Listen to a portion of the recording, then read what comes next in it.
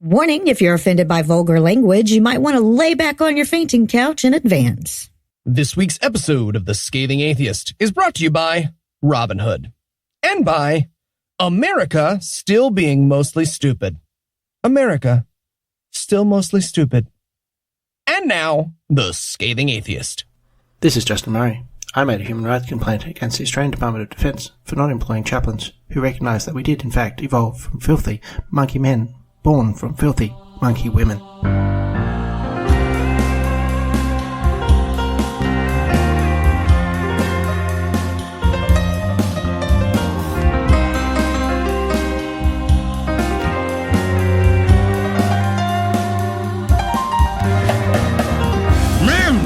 It's Thursday. It's January 10th. And you already fucked up your New Year's resolution, didn't you? Liars. Yes, you did. Don't lie. No illusions. I'm Eli Bosnick. I'm Heath Enright. And from nice little Saturday, New Jersey, Cincinnati Swing State, and Good Husband, Georgia, this is The Scathing Atheist. On this week's episode, we roast in the new year. Mike Pence and Nancy Pelosi yell Expelliarmus at each other all weekend. And Eli continues to be 1 week behind on the holidays. But first, the diatribe. We don't even record that far in advance. Nope. No.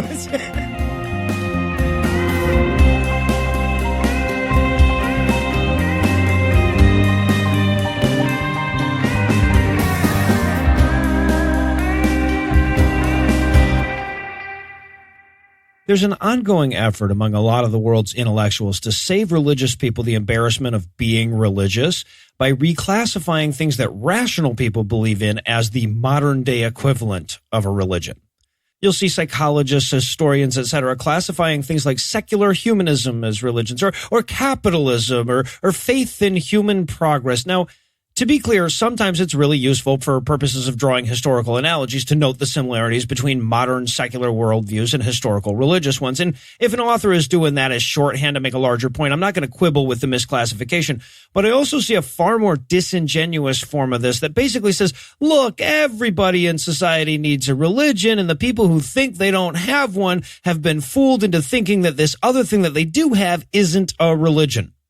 And that is 9 kinds of bullshit, no matter how you define religion. If you define it in any way that mirrors common usage at all, you cannot make a cogent argument that, like, liberal socialism is a religion.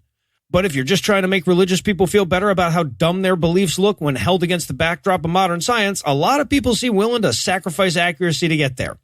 And I can see that, right? Like, sure, you lose a little in intellectual rigor and honesty, but you gain a little in intimidating fewer religious people with all your fancy science words. But before we make that trade-off, we need to fully acknowledge what we're trading.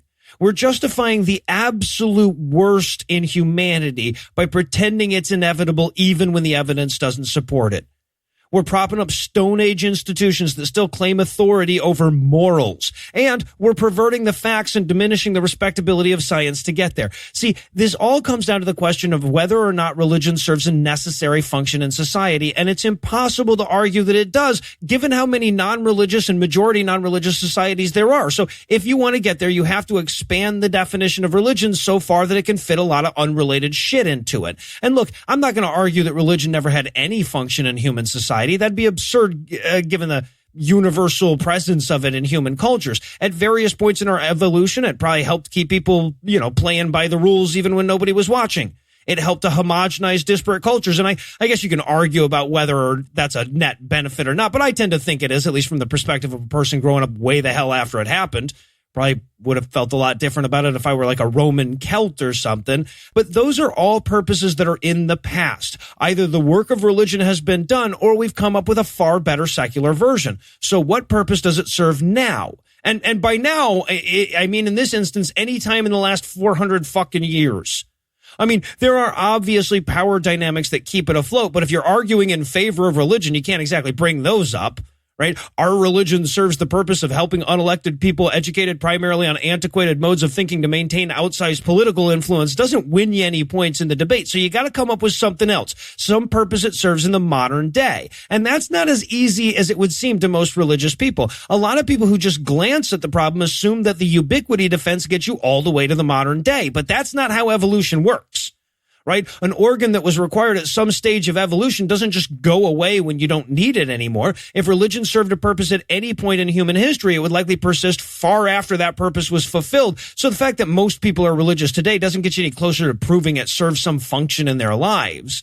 Of course, a social scientist that wants to sell books has trouble saying religion is a vestigial cultural organ, so they're inclined to make excuses. Hell, you don't even need greed to get there. You know, you'd like to think you're not living in a country where 70+% of the people can't think their way past look out for the invisible man in the sky that'll punish your ghost when you die if you double cross me. So you come up with some psychological function it's serving. But despite decades of concerted effort, nobody's ever come up with a convincing answer here. Yes, I'm sure some experts would disagree with that assessment, but the ones disagreeing wouldn't agree on what the correct answer was, which really just proves my point. Look, I know it's uncomfortable for a lot of people to admit, but religion was a place to hide our ignorance and our fear of that ignorance. That's all it ever was.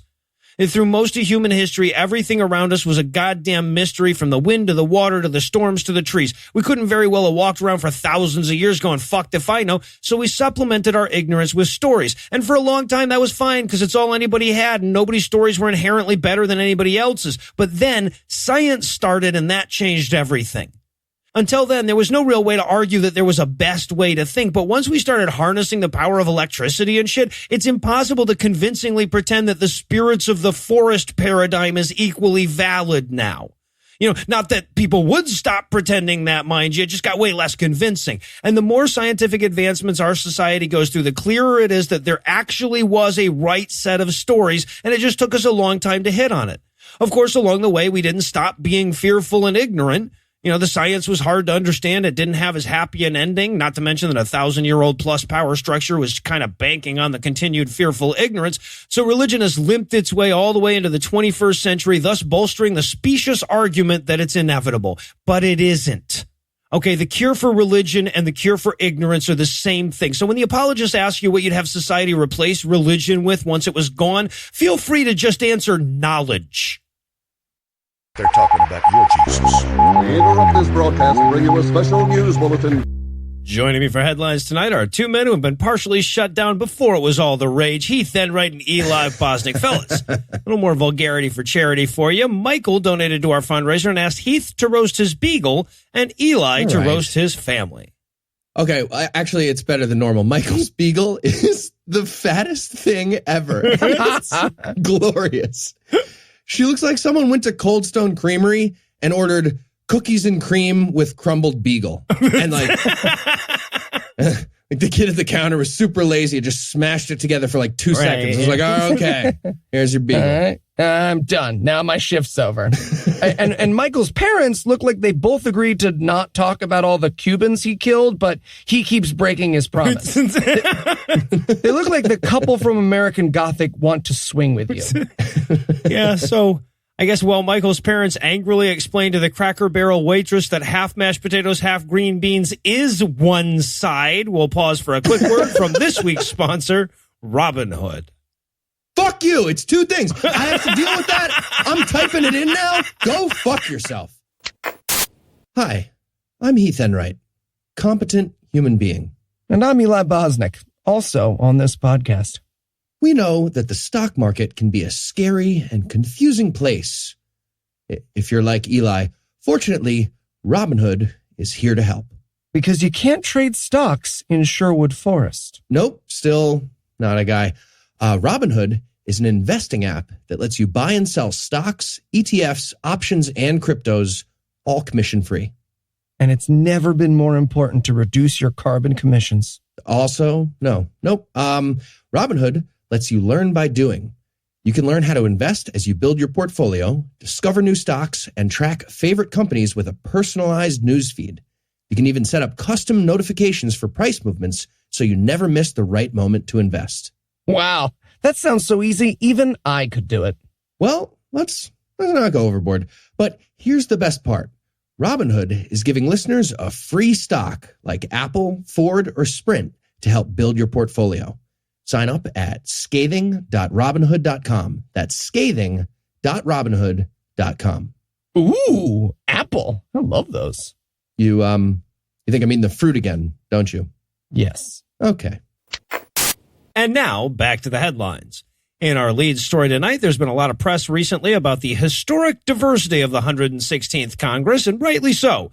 We did not one but two stories about it on the Skeptocrat this week. In addition to a record percentage of women, this Congress also saw a number of other firsts, too numerous to fit into this segment. And there's plenty of other news outlets that'd be happy to list them for you exhaustively, but I'd rather take time to point out one glaring lack of diversity in said Congress, namely the fact that not a single goddamn one of them is an atheist. Or, more accurately, a bunch of them are all liars. Well, right. Because they have to be. Yeah. Yeah, for clarity, we mean liars about atheism. I mean, way more of them are liars because they have to be about a bunch of other stuff. Well, right. No, that's a requirement for the job. Right. But about the atheism thing, too. Now, look, even in terms of atheism, we've come a long way, baby. Okay, so 14 members of the House declined to state their religious identity in the CQ roll call questionnaire, which is basically like listing your sexual preference as in the closet. But still, not a single goddamn one of them was willing to use the A word or even the H word, despite the fact that California Democratic Congressman Jaron Huffman has previously identified himself as a humanist. And in the Senate, all we have is Kyrsten Sinema, and that's pretty fucking good, don't get me wrong. But during her campaign, she released a Neil deGrasse Tysonian statement saying she thought the term atheist was, quote, not befitting of her life's work or personal character, end quote. What? Fuck you. Fuck yeah. You. My parents are both African American, but I'm actually a good person, so I don't use a label. What the fuck are you talking about? Yeah, it says a lot about how far we have to come as a movement when the lady who stripped down to a tube top to swear on a law book in Mike Pence's face isn't quite ready to admit there's no Santa because Christmas lights are pretty. Yeah. And look, this is not a small divergence from the national demographics here. There are 0 people in the House of Representatives willing to say they're religiously unaffiliated, representing the 23% of their constituents that wear that label. We have a goddamn Palestinian American woman. America has fewer than 40,000 of them total. And nothing against Rashida Tlaib. I'm a huge fan of saying motherfucker, but we're talking about 0.0123% of the population. Even when I get to the 1,000th place, it's still a low number. And they're all just afraid to make their fucking grandma mad. Yes. That's what's happening. Maybe they'll come out as atheist with an Instagram story. I don't know, something that grandmas can't do. Like, I'm 37. I literally learned what that means last week. I just figured out what Instagram story. It's different. It's not just like you a don't normal... believe in God, Heath. That's what it is. All right, so the silver lining here is that the overall religious diversity did tick up by a tiny bit. Congress went from 91% Christian down to 88%, and the number of DK/refused answers nearly doubled. The number of Muslims nearly doubled to 3. The Jews went from crazy overrepresented to slightly more crazy overrepresented. Disagree. You can never have too many Jews. Well, I'm not saying there's too many, but there's 2% of the population and 7% of the Congress. But the Catholics went to slightly less crazy overrepresented, and that's a nice trade-off. I'll make that trade-off. Right? One blows the kid, the other makes the kid blow them. Both are bad. One is worse. And silverest of all the linings, we also had a 23% reduction in Mormons, leaving us only 100% away from the ideal number. And in Holy Spirit Airlines news tonight, the first and only Christian airline is set to take off in the next year in an attempt to finally prove there is nothing that proves religion wrong that Christians won't pretend proves their religion right. Yeah, just sticking little angel decals on the window. See, on the clouds, just like we said they'd be. See it? Yes, the, quote, non-profit aviation ministry, end quote, is calling itself Judah One and will dedicate itself to transporting Christians for mission trips making it the second airline in history with more people hoping it will crash than hoping it will land. The first would be Air Force One right now. Yes, it is, Heath. Yes, okay. it is. Got it.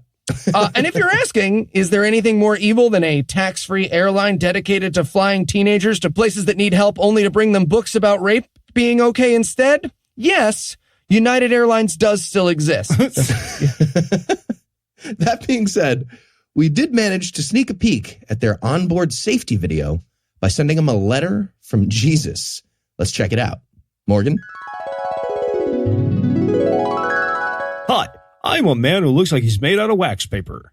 And I sang country music once. And we'd like to welcome you to Judah One, the world's first Christian airline. Here at Judah One, the only laws we need are Levitical. So you'll notice your seats have no seat belts and you can smoke wherever you want to. If the Lord has decided your time has come, then so be it. So be it indeed. Speaking of which, if you look over the wing of the plane, you'll notice that Judah One is the only airplane in the world that rolls coal. Choo-choo! Which, due to pesky EPA regulations, means your ticket from Dallas to Austin is $875. Take that, libtards. For those flat earthers flying among us, please keep your window blinds down. Trust us, it looks just the way you think it does out the window. Don't look, honey. You're going to lose yourself. Well, hold on a second there, guys. The Christian celebrity Kirk Cameron. Christian celebrity Kirk. Oh, I was too late. Sorry. What are you doing here?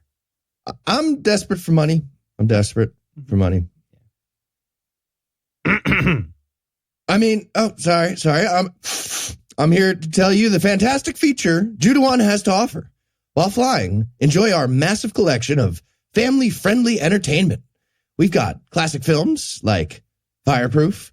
We've got comedy hits like Kirk Cameron's Saving Christmas. Kirk, do we have any movies that don't star you? We also have the Minions movie. Wait, I'm sorry. Are the Minions Christian? They're a homogenous group of simpletons willing to do whatever an evil leader tells them. Close enough. Feeling hungry? Why not help yourself to our Christian snack bar? We got Cheez-Its, Oreo Fathers. And, of course, the transubstantiated body of Christ. We think you'll find it pretty transubstantial. Transubstantial. Thanks again for flying Judah One, the only airline in the world that knows that bats are birds. Will you call your guy one more time? And in prayer quotes news. Fantastic. As I read the news about members of the Republican Party who aren't the president, I'm noticing myself being way too forgiving recently. Now, I'm definitely not happy with these people, but I'm not as mean as I used to be, or as mean as I should be. And that bothered me. But I think I finally realized what's happening. They're all using Donald Trump as their ugly friend at the bar, but for stupidity. You know what I mean? And for ugly, I guess, too. I mean, that makes sense. The Republican Party is working the mascot theory. And now any semblance of functional human stability looks amazing by comparison. Except Mitch McConnell. It doesn't work. And it's important that we're not fooled by this, is my point. For example, Mike Pence is capable of using the bathroom without getting toilet paper stuck to himself. And that's great. That is amazing. Just like leaping over the current bar with ease. But we need to remember he's still an evangelical fucking lunatic who thinks a rapey ghost is controlling the universe. So instead of actively helping to end a government shutdown, he seems to be a lot more focused on praying and then watching the nothing happen. And that's exactly what happened last weekend, sending the government shutdown into week number 3. Yeah.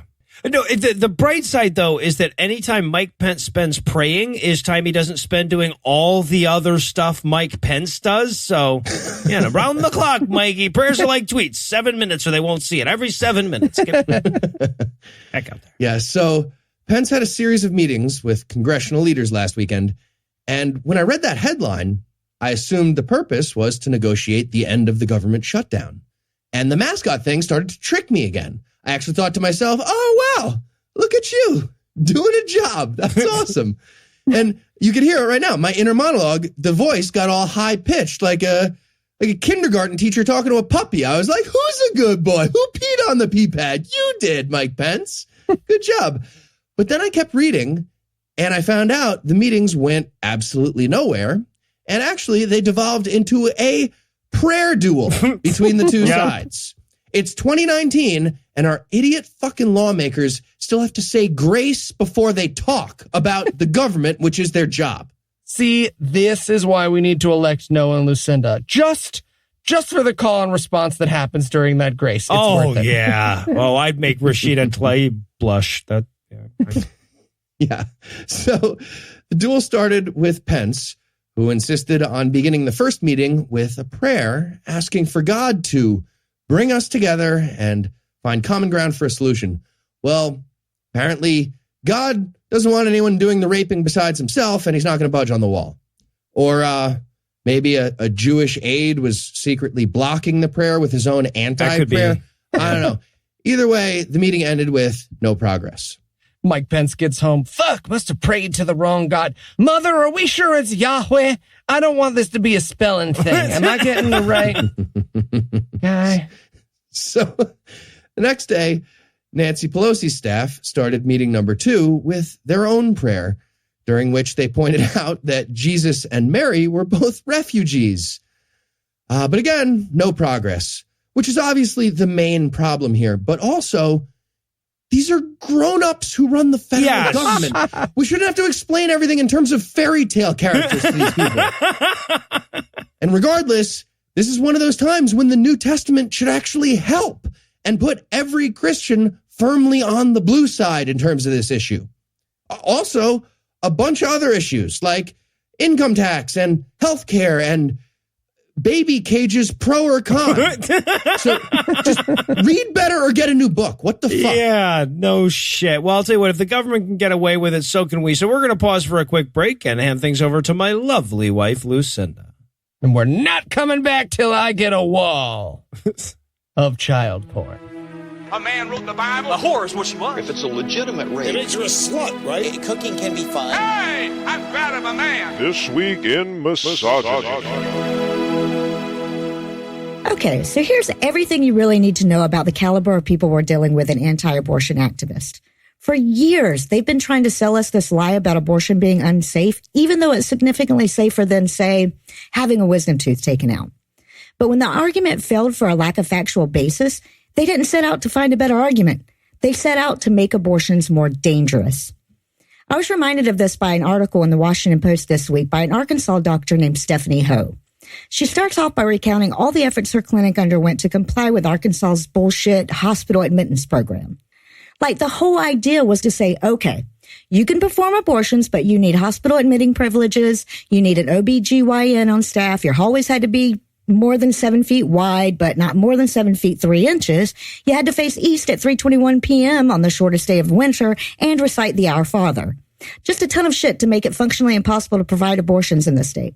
Like in her article, she talks about trying to get a hospital administrator to sign off on her clinic, and he literally told her he needed permission from the Pope. Of course, this wasn't the first time she had to run a gauntlet to provide women with health care. Her story goes on to recount the way she had to basically pull a sword from a stone to even learn how to safely perform the procedure.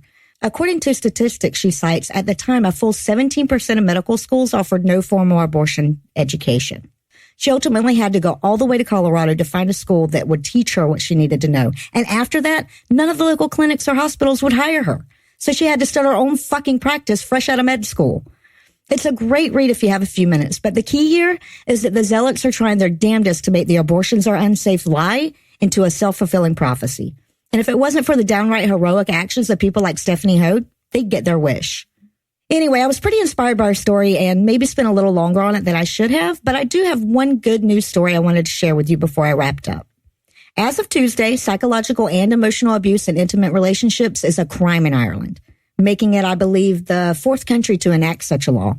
I mean, I don't want to oversell this, but when I started doing this segment, all the news out of Ireland was stuff like women now allowed to show ankles during warmer months. And all of a sudden, we're just getting one piece of great news at a time out of there. It really warms an American's heart to see how fast a nation can go from theological backwater to progressive juggernaut. I guess I'm naively hoping it scales up. And quick, before reality sets back in on me, I'm going to go ahead and hand things back over to Noah, Heath, and Eli. Thank you, Lucinda. And in Graham and at Home news tonight, Facebook did something socially responsible over the weekend, but don't worry, they apologized. So this story begins 3 years ago when Franklin Graham, amid his tireless efforts to provide the world an example his dad would look good in comparison to, made some disparaging remarks about trans people in the wake of the HB2 controversy in North Carolina. So Bruce Springsteen had canceled the concert in the state, and Graham Cracker took to Facebook to whine about it. And amid the whining, he referred to trans women as men who were trying to sneak into women's bathrooms. What the fuck? Like, what does he think is happening? Trans women just stepping into the ladies' room, just like, nailed it, so good. Just light up a cigarette and walk back out. All right, please dehumanize me for life. That was totally worth it. That was amazing. Really? Yeah, because every man's dream is to be in the presence of a difficult 3 mochaccino shit. Right? All right, well, it's a bad example. Like, I don't even know what point you're trying to make there. Like, maybe, some people might get it. It's okay. We'll leave it in. We'll see if someone gets it. All right, so this past write it in if you understood that. That was crazy. Whatever. Somebody came across this old post and said, hey, this violates Facebook's terms of service, and they flagged it as hate speech. And the way this shit works is that somebody flags it, the algorithm does some quick and dirty analysis, and if it seems likely that the post in question is hate speech, the site blocks it automatically. If you post, for example, about how fucking stupid religion is, you deal with this shit pretty regularly. You get blocked, you appeal to a human, they begrudgingly agree that magical cracker-flavored Jew chunks isn't technically hate speech, and they let you back onto Facebook. And this is basically exactly how it played out for Franklin Graham, except that his thing actually kind of was hate speech. But regardless, Facebook reversed the ban and reinstated the page. Guys, hear me out. I think this is crazy. I'm starting to think these social media companies might not have our best interests at heart. The hell you say? Just Franklin Graham chasing the CEO of Google down the street after that hearing, like, I got my iPhone, I got my CD, 50 free hours of AOL. You tell me right the fuck now why I can't get on my Facebook page with my iPhone and my AOL CD. What the fuck, Google? But apparently completely undoing the consequences and apologizing and explaining in detail that it's impossible to prevent this kind of shit from happening, even when you're not a bigot, wasn't enough for Graham, who has taken his 24-hour ban upon his back and drug it up to fucking Golgotha, stopping by every conservative news outlet along the way to offer this up as evidence of the internet's bias against Christianity. In a Fox News interview, he characterized the ban as a, quote, personal attack, end quote, a mischaracterization that I would be happy to demonstrate to Mr. Graham at his earliest convenience. 2 votes. And in risky business news tonight, receptionist Julie A. Rohrbacher is suing her former boss for pressuring her to join Scientology and then firing her when she refused. Risky business, Tom Cruise, Scientology, nailed it. Thank you. So good. So, according to Rohrbacher, when she asked for a pay raise, her boss told her that she had to take a mandatory code course. Oh, Jesus. Written by L. Ron Hubbard. Not Python. Nope. Okay. Nope. Yep. Correct. So when she refused, she was denied the raise and as a punishment assigned to a Scientology-based management course at Scientology's Flagland base in Clearwater, Florida.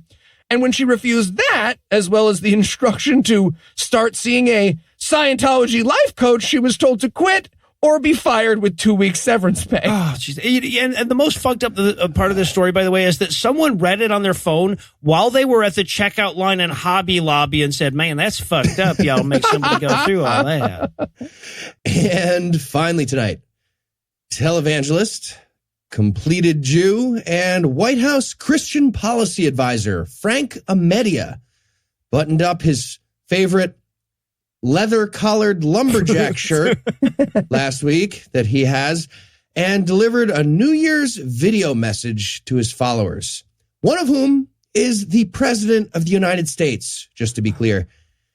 And that's how we all learned that Frankie Bag of Donuts is very excited about the new direction of the American space program. Mm-hmm. And, of course, its effect on bringing about the literal apocalypse. And just to be clear, he's not talking about NASA. He's talking about the Space Force. The Space Force. Yes, because once them stars start falling out of the sky, we'll need to corral them with something. God will never give you more than you can handle. Yeah. So apparently Frank Media was reading about Trump's recent efforts to move forward with his plan for building a Space Force. In case anyone wiped that from their memory as a defense mechanism, good for you. The Space Force is Trump's idea for an entire new branch of the military that operates in outer space. And yes, the Air Force already does that. But I guess Trump realized there's no air up there, so the title was confusing him. That's why he's creating the Space Force. And if you're curious about the racial segregation angle, I'm sure that's what's on your mind right now. Don't worry, the Space Force is going to be separate, but equal. Exact words from Donald Trump, just to be clear. Yeah, you guys might remember that moment in the press conference from when Trump took that whistle out of his pocket and then all the dogs in your house started going crazy. Yeah. Or maybe you remember it as number 23 on the year-end list of most racist things Trump accidentally said in 2018. Ooh, we should make that list. It's depressing. Yeah, so according to Frank Media, the most important thing about the Space Force is how it's going to cause the second coming of Jesus and help the Messiah fight the end times Krakens. That I didn't even slightly make up just now. That is all in the Bible. Yep. Book of Revelation. Seriously. It doesn't mention any racially segregated spaceship armies, but the Kraken war against Satan is official canon in the book of godly wisdom for the vast majority of American people. And that includes a presidential advisor who thinks we need the Space Force to fight against demonic beasts during the end times and, quote, do war from that area, end quote. Using an upgoer 5, I guess. Assuming you learn to speak like that when you deal with the president on a regular basis. Okay, just to be clear, we went from Harvard law professors and leaders in their field to oh no, it's Jesus in 3 years. Yep. 3 years is how long it took. Yep. Say what you will. Still sounds better than the Han Solo movie, but yes. That's fair. That's fair. And it'll have Donald Glover, so everybody wins. Love Donald Glover.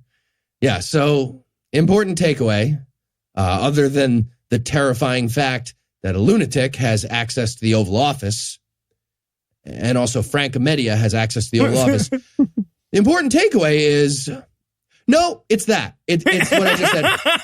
It's the fact that people like Frank Media and Donald Trump have power in this country. We shouldn't even let them near the kitchen without child-proofing the drawers, and these people are dictating national policy. Also, I'm like 90% sure that Frank Media is the Penguin. I've never heard a word about this, but is he not so clearly the fucking Penguin? He's super clearly the Penguin. This guy just walks right into the White House, and nobody at the Secret Service is ever like, hold on, that's clearly the fucking Penguin. The Batman villain, the Penguin. No, watch. Excuse me, sir, Mr. Media. Don't catch this live mackerel in your mouth. See? Mouth catch. Penguin. That's clearly the Penguin. That's all right. Is it me? Is it me? Now that Heath has provoked the wrath of Gotham's underworld, I suppose we should wrap this up quick. Heath, Eli, thanks as always. Bird Box. And when we come back, your day will brighten just a little bit.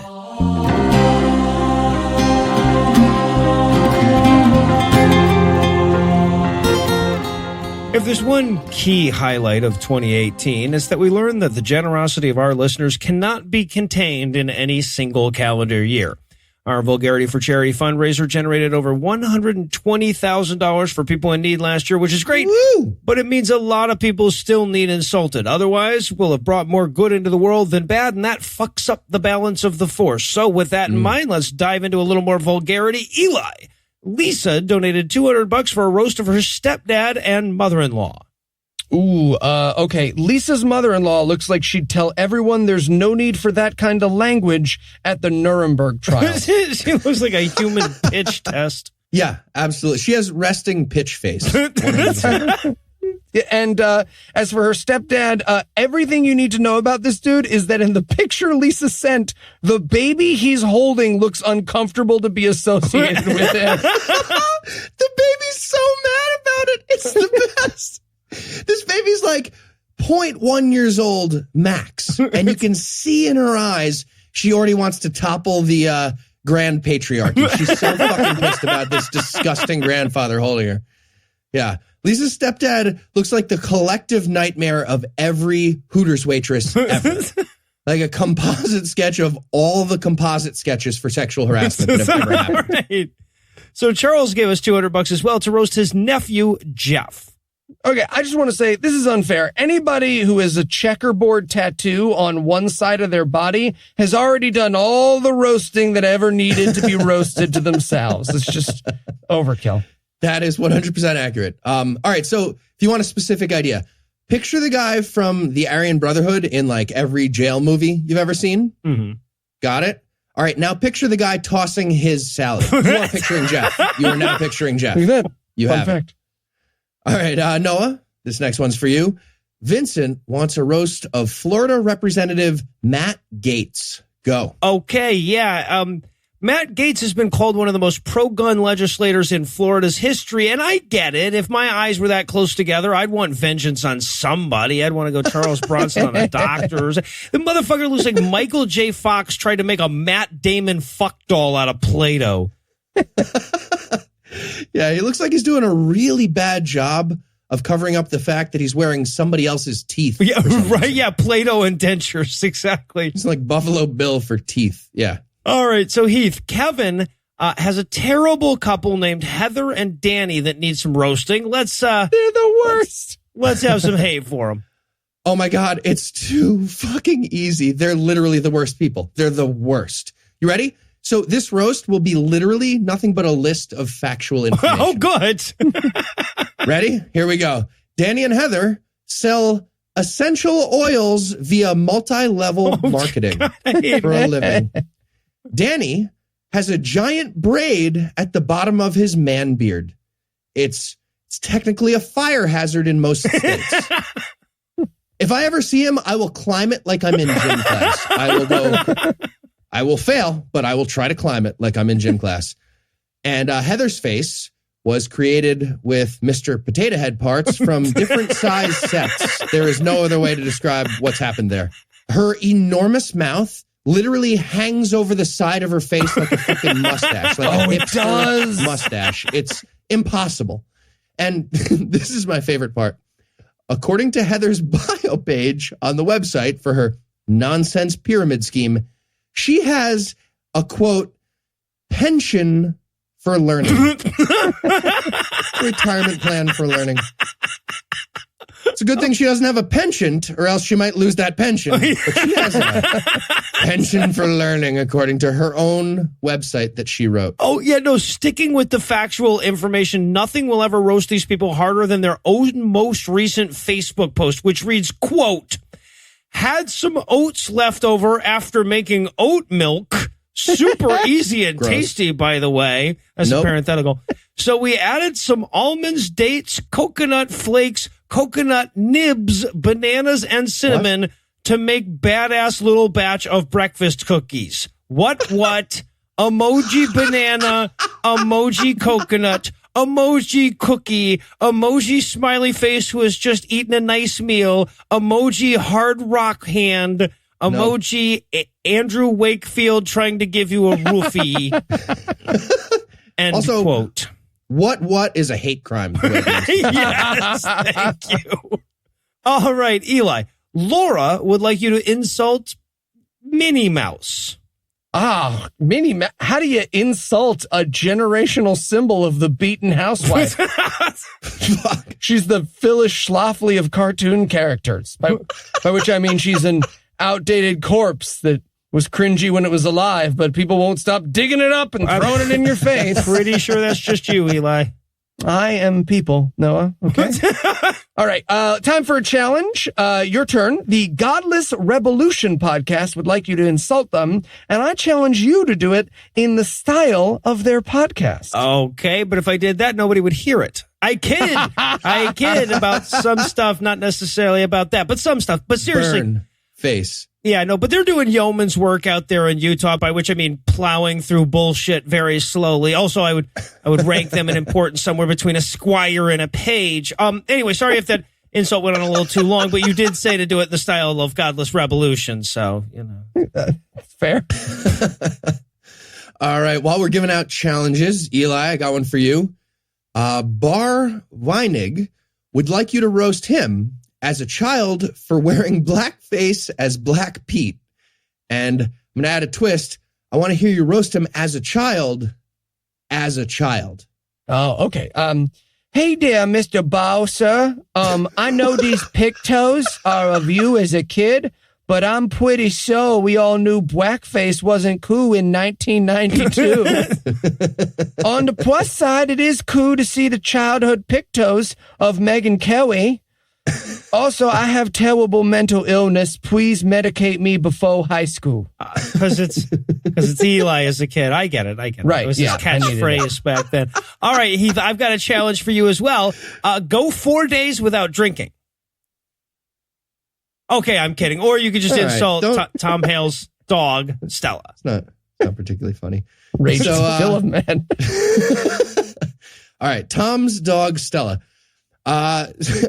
Stella looks like the Taco Bell dog got shipwrecked and had a stroke during the shipwreck. And now she's trying to bark Wilson, but it sounds really stupid because of the stroke. Yeah. So like a few clicks above Madge in terms of health is what I mean. Hurtful. I didn't do it. Noah, see, this is the thing. He lashes out. All right. Noah, got another special request for you to roast Carl Sagan from Jason. Oh, fuck nice. You, Jason. Okay.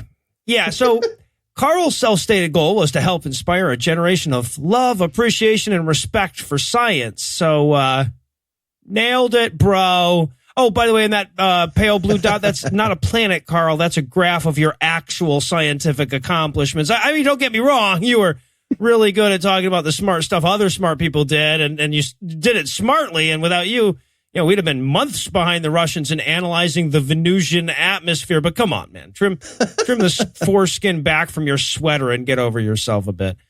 Also, he hit his wife. No, he did not. I know, but I've been working that lie into our show for a couple of years whenever we mention him, and I enjoy it. Yeah, I try and say it very quietly. Hashtag Carl Sagan hit his wife. I just veto. Cool. Overruled veto. I would take a 2/3 majority. Okay. Heath, I got another request for you. Sean would like you to roast his ex-wife, whose hobbies include, these are his words, drinking wine and spending money she didn't earn. Okay. All right. Well, I mean, it sounds like his ex-wife needs to learn how to find a husband who isn't a judgy asshole. Those are great hobbies. Weird way to ask for a roast. Bonus roast there for you, Sean. Doesn't even make sense, Sean. Whatever. This is for charity, so here we go. Sean's ex-wife looks like an expert on the wines of Pittsburgh. She looks like she'd think Ben Roethlisberger was innocent because look at what he's wearing. She looks like every vineyard she's ever been to has a wet dream of walling her up inside a barrel of Boone's Hill Strawberry Farms and making her drink herself out. All right, and Eli, your last special request is from Thomas, who would like you to roast Gavin McInnes and the Proud Boys. Oh, thank you, Thomas. Thank you for this. Hey, Gavin, sorry the task of staying a millionaire for the rest of your life and not being a giant racist was too much for you. And look, I think it's great you managed to set up a club just for failed rapists. Good. Get them all in one place. So as a way to say thank you to you, I'm going to give you a clue about what comes next in your terrible, sad life. Do you remember that time you put a dildo up your ass to prove you weren't homophobic on your show? Yeah, so that actually turns out is going to be the second most fucked you are when the New York DA brings RICO charges against you and your boys for your little brawl from last year. But hey, at least you know what gang you want to join in prison, right, Gavin? A lot of the work's already done. All right, well, that was a lot of vulgarity, but it still wasn't an eighth of $1,000,000 worth, so we're going to be back soon with more. And to be clear, I fucking love Carl Sagan. This is for charity. Hit his wife right in the face.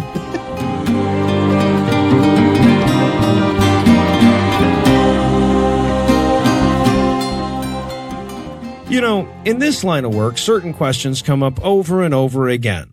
Why do smart people believe dumb shit? Why are lies so much more compelling than the truth? How much evil must the Catholic Church do before society stops treating its leader as a moral icon? But the question that we find ourselves asking most often here at Puzzle in a Thunderstorm is, what's that smell? Which brings us to yet another edition of How bullshit is it? So tell us, Heath, what nugget of nuttery have you brought for us today? All right, today we're going to be talking about vitamin supplements. Ooh. And I feel attacked. Veto. Yeah, Veto right. I'm going to get a lot of tweets this week, huh? Yeah, but to be fair, I mean, for all we know, I'll get a lot of them too. Yeah, no, a lot of... Spread it out. Could be a lot of trees falling in that forest. Okay, so what are vitamin supplements? All right, so a vitamin is any of a group of substances that are essential in small quantities for the normal metabolic functions of the human body that can't be synthesized internally. Luckily, they occur naturally in certain foods. But if food is a little intimidating for you, you can also take supplements that allow you to skip over all the calories and sustenance and joy and just get straight to the Thank you, Heath. vitamins. See, permission. Minerals. I am scared of most foods at this point. Right. Okay. Yeah. So I'm detecting a little skepticism here on half of your parts to the idea of taking vitamin supplements. Yeah. But important note, some people do need them, but most people absolutely do not. Mm-hmm. Unlike a lot of the stuff we talk about on this segment, there actually are legitimate uses for vitamin supplements. So if a doctor told you to do something, if the doctor told you to have vitamin supplements, go ahead and do that. Don't let anything in this segment sway you one way or the other from what the doctor told you. Yeah, right. Yeah, don't take medical advice from a podcast. Check. Okay. Right. Question. What if your doctor said, for the last time, I'm an ophthalmologist, put your dick away? You should put your dick away. See, that's what he said. Oh. Well, I mean, unless you have an eye dick. Well, right. No, that's true. Or a dick eye. I mean, one of that. Either way. But then you just need to calmly explain what the fuck is happening, and they'll figure it out eventually. But all that being said, the overwhelming majority of vitamin supplements consumed in the U.S. are completely useless and stupid. There's no reason to believe that preemptively taking a daily multivitamin to ward off some undefined future health problem is going to produce any positive effect. And despite this being well known in the medical world, as many as 2/3 of Americans regularly take some sort of multivitamin. 47% eligible voter turnout last year. 67% eating sugarless sugar pills on a regular basis in this country. And when you add in all the herbal supplements, America is estimated to waste well over $30 billion a year on this stuff. We could build 5 Mexico walls out of fucking zinc and then fucking eat them and accomplish way more. Okay. I mean, 1/3 of this podcast takes a daily multivitamin, and 3/3 no, it's probably bullshit. So it's probably. All right. So if this stuff is medically useless, why did we start doing it in the first place? Because Mom keeps buying me the bottles, Noah, and she comes over and she's like, you take it? All right, question. What happens if you don't eat everything Mom buys you? Oh, I would get... Please don't answer. Please don't answer. Moving on. Okay, so vitamins were first discovered around the turn of the 20th century. And at that point, they were seen as downright miraculous. And they actually were for certain diseases. Back then, a lot of people had vitamin deficiency diseases, and all of a sudden doctors could say, eat more of this, and those people recovered. And like any major medical breakthrough, the public didn't take long to overestimate its potential. By the late 1930s, it became possible to put them into pills, but it wasn't until we figured out how to turn them into the shapes of Flintstone characters that the craze really took off. Oh, guys, $1 million idea. Flintstones birth control. We solve overpopulation in a month. No, actually, I think that might be $1 million idea. All right. So now you said 2/3 of Americans regularly take these things? Well, I mean, the numbers are hard to pin down, but the lowest estimate is over half, and the highest estimates are around 3/4. It depends on how you define regular, and also depends whether or not you're trying to sell them to people highly susceptible to peer pressure. Okay, I wouldn't say everyone who takes vitamins is highly. All the cool kids are wearing a microphone right up their ass, Eli. Oh, yeah. And now they're taking it out. All the cool kids are taking it right out. Putting it right back in. They're putting it right back in. Hey. Now, but not everybody taking these things is taking them for no reason, right? Like you said, some people are prescribed vitamin supplements by their doctors. And at best, these represent less than a quarter of the people regularly taking them. Okay, so how did it get this bad? I forgot to take the pop filter off first. I meant the vitamin thing. Oh, okay. Okay, so one of the big culprits here is the Dietary Supplement Health and Education Act that passed in 1994. Before that, there was a legal requirement that companies had to submit supplements to the FDA along with evidence that those supplements were safe and effective. Boo, nerds. And, yep. I used a past tense verb just now. Yep. We used to have rules about things you put in your stupid fucking face being safe and effective. But then, I don't know, pure sodium lollipop guy was getting detained for exploding kids' faces, and it felt unfair to libertarians. I don't know. Those kids, they chose to add water. He told them not to. So Congress did away with that totalitarian regime and made it so you could just say your product supports good health, thus making it perfectly legal to sell pretty much anything that doesn't definitely kill people right away. Okay, so what all falls under the purview of this law? Okay, well, according to the DSHEA, a dietary supplement is defined as any product except tobacco that contains at least one of the following. 1, a vitamin. 2, a mineral. 3, an herb or botanical. 4, an amino acid. 5, a dietary substance, quote, for use to supplement the diet by increasing total dietary intake. Or 6. There's a 6? There's a 6. Any concentrate, metabolite, constituent, extract, or combination of any of the aforementioned ingredients. So any physical thing? Things in the universe. Yes, except tobacco. Well, yes. Right, yeah, exactly. Okay. So if we want to beat this thing, we just got to throw a cigarette into a vat somewhere. Yeah, we can wreck we'll do the whole trick. industry. Okay, all right. So I know in advance that this isn't really a valid argument, but it's one that probably persuades a lot of people. So I want to throw it out there. The people I know that take daily multivitamins tend to be way healthier than the people I know who don't. Right? And anecdotal or not, the statistics actually do back me up on that. People who take multivitamins are generally healthier, right? Counterpoint, me. Well, no, good point. Yeah, no, great point. But what Noah said, it does make it hard to argue against a little bit. But yes, statistically speaking, people who take supplements are healthier. But that's because taking vitamins is seen as a healthy thing to do, so health nuts do it. People who take a daily multivitamin are far more likely to be non-smokers and drink moderately or not at all and exercise regularly and eat well. So counterpoint, all of those are also literally me. That's true. But, you know, on the average, people wearing, say, kinetic tape, they're faster and stronger than people who aren't wearing kinetic tape. But that's not because kinetic tape works. It's because the people wearing it are athletes, and most of the people not wearing it are not athletes. Right. Ooh, I'm going to wrap myself in kinetic tape, throw off their averages. There you go. Eli just puts one little strip on his leg. He tumbles through a portal into the end zone of his high school football field, like fucking being John Malkovich. Crowd goes wild. His dad uses the word proud. Okay. Glorious. Keith, do not narrate my inner monologue. That was inside my head. Thank you. All right. So, okay, maybe they're largely unnecessary, but still, I mean, some people could have vitamin deficiencies they didn't know about, right? So what would you say to the better safe than sorry argument?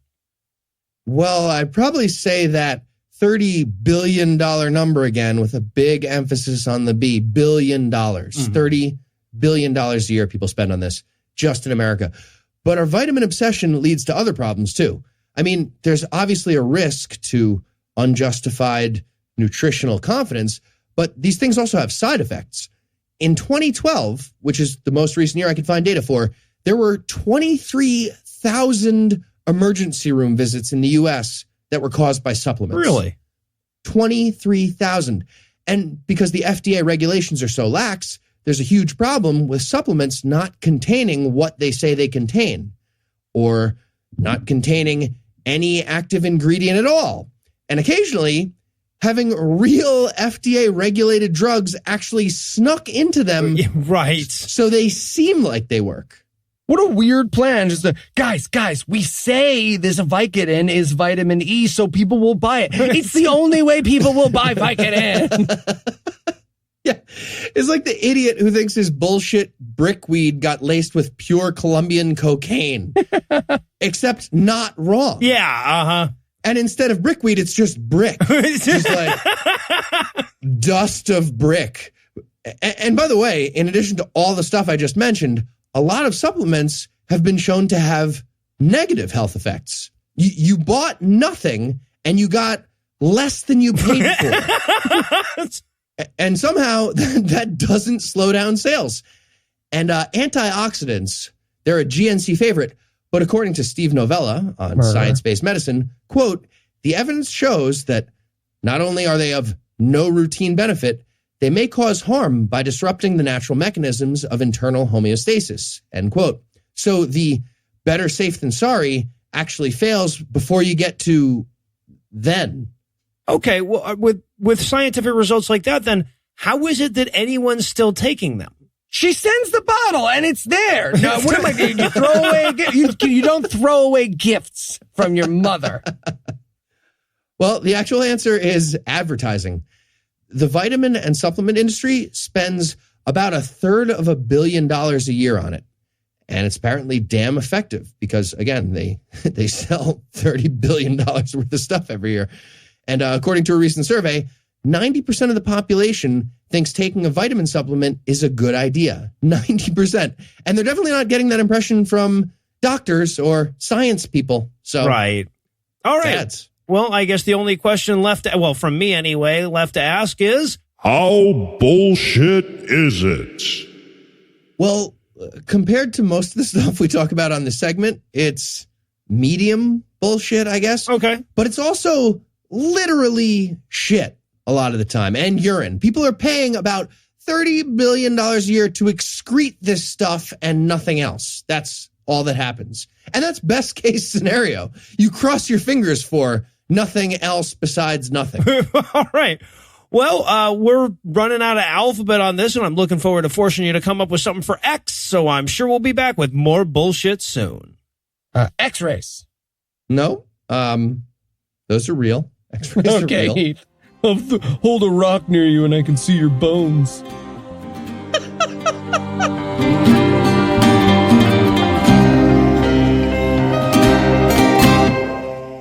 Before we pack it up and head to Dallas to see Morgan this weekend, I wanted to remind you that I'll be on the Atheist Experience on Sunday. Check the show notes for this episode for links to watch it live. And please, please get your shitty brother-in-law to call in. I so want your shitty brother-in-law to call in, at least as much as you want it. Anyway, that's all the blasphemy we've got for you tonight, but we're back in 10,022 minutes with more. If you can't wait that long, be on the lookout for a brand new episode of our sister show's Hot Friend God Awful Movies, debuting at 7 a.m. Eastern Time on Tuesday, and an even new episode of our half-sister show Citation Needed, debuting at noon Eastern on Wednesday. Obviously, this wouldn't count as a show if I neglected to thank Heath Enright for his Ellie Sattler-like willingness to dig through giant amounts of shit to find out what's wrong. I need to thank Lucinda Lugeons for her Grant Sadler-like willingness to guide us through dangerous trails we'd rather not be on. And I need to thank Eli Bosnick for his Dennis Nedry-like determination to eventually get us all killed by dinosaurs. I also want to thank Justin for providing this week's Farnsworth quote and for holding the Australian military to task. Good on you, mate. I'm allowed to say that, by the way. I have a lot of Australian friends. But most of all, of course, I want to thank this week's most magnificent mortals, J. Mike Herb, Mr. Hogloff, Bisingular, First Atheist President Rob David, and I Can't Go When You're Watching. J. Mike and Herb, whose erections are lucky Edmund Hillary is dead, Mr. Hagloff, Bisingular, and First Atheist President, who are so bright eclipses wear glasses to look at them, and Rob David and I Can't Go When You're Watching, whose IQs have more digits than their extremities. Together, these 9 gnarly non-believers nutted us a nice nugget of nutrition to nurture our negations and nonsense this week by giving us money. Not everybody has the keen intuition and marvelous taste in hats it takes to give us money, but if you think you're up to the challenge, you can make a per-episode donation at patreon.com/Scathing Atheist, whereby you'll earn early access to an extended ad-free version of every episode, or you can make a one-time donation by clicking on the donate button on the right side of the homepage at scathingatheist.com. And if you'd like to help, but not in a giving us money kind of way, you can also help a ton by leaving a 5-star review on iTunes, liking our Facebook page, or telling a friend about the show. Legal services for this podcast are provided by the law offices of P. Andrew Torres. Tim Robertson handles our social media, and our audio engineer is Morgan Clark, who also wrote all the music that was used in this episode, which was used with permission. If you have questions, comments, or death threats, you'll find all the contact info on the contact page at scathingatheist.com.